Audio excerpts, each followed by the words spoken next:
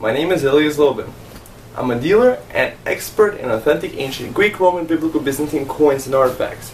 I run a website called trustedcoins.com where you have access to over 6,800 items for you to look through and possibly buy. And every item I sell comes complete with a professionally looking certificate of authenticity.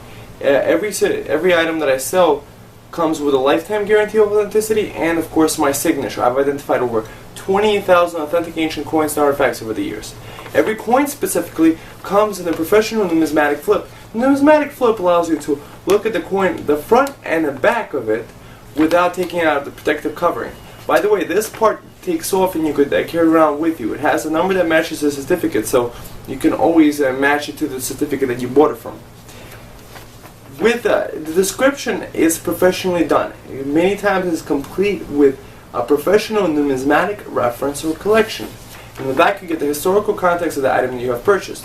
So whether you're brand new to the collecting field, you would like to learn more, or if you believe, as I believe, that this is a fantastic investment that most people just don't really know about, you may want to visit my site, trustedcoins.com.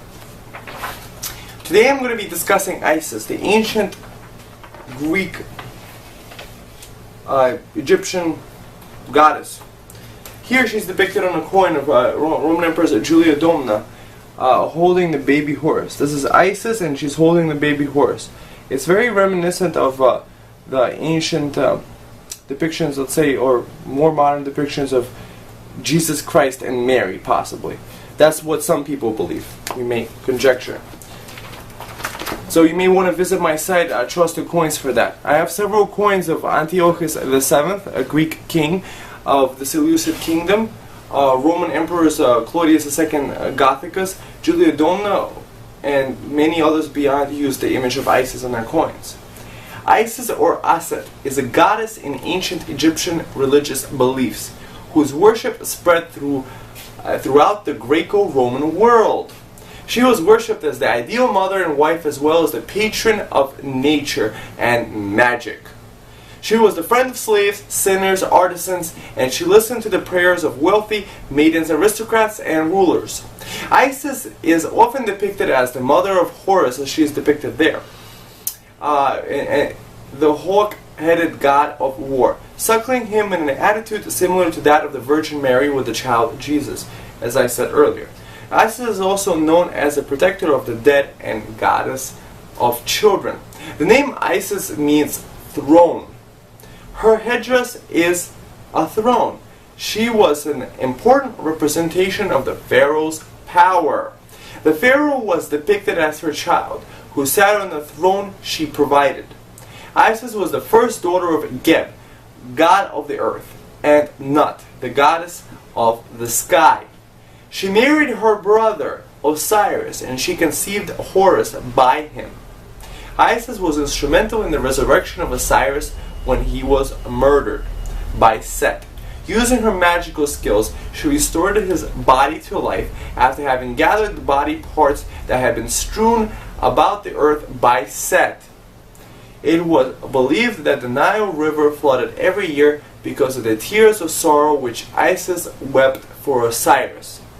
Osiris' death and rebirth was relived each year through rituals.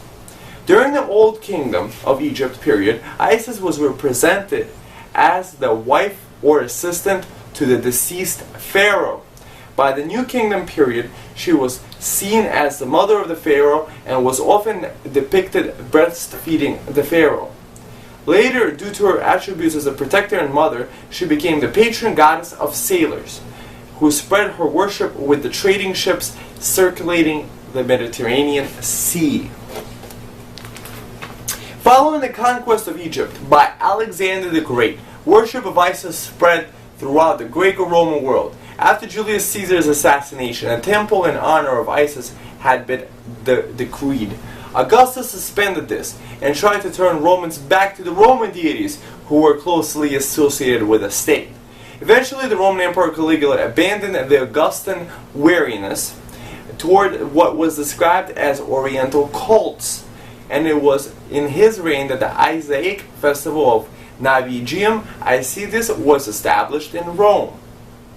Caligula donned female garb and took part in the mysteries he instituted. Vespasian, along with Titus, practiced incubation in the Roman Iseum. Domitian built another Iseum.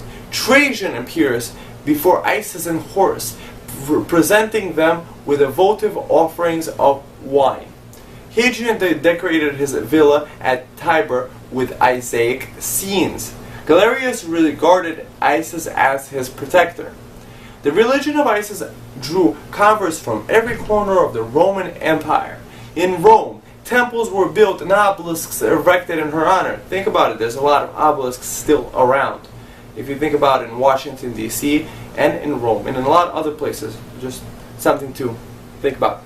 In Greece, traditional centers of worship in Delos, Delphi, Eleusis, and Athens were taken over by followers of Isis. Harbors of Isis were to be found on the Arabian Sea and the Black Sea. Inscriptions show followers in Gaul, Spain, Pannonia, Germany, Arabia, Asia Minor, and Portugal, and many shrines even in Britain.